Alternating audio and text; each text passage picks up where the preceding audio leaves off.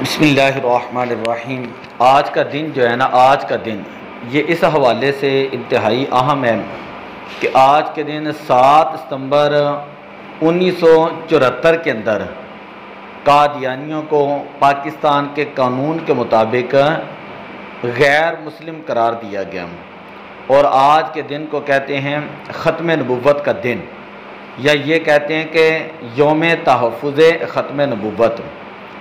ہمارا مسلمانوں کا یہ عقیدہ ہے کہ ہمارا ایمان تب تک مکمل نہیں ہوتا جب تک ہم نبی پاک صلی اللہ علیہ وسلم کو اللہ کا آخری نبی نہ مانیں۔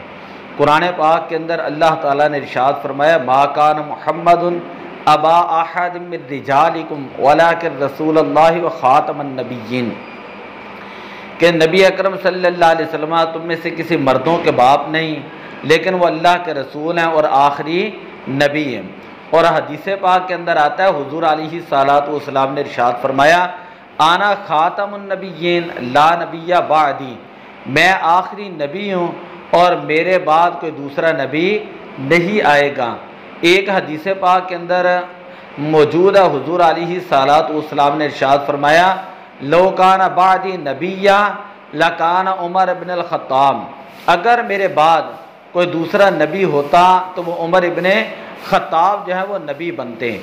تو قادیانی جو ہیں یہ اپنے آپ کو جو ہے وہ نام نہاد مسلمان کہتے ہیں اور اپنے جو برے عقائد ہیں ان کا اظہار کرتے ہیں۔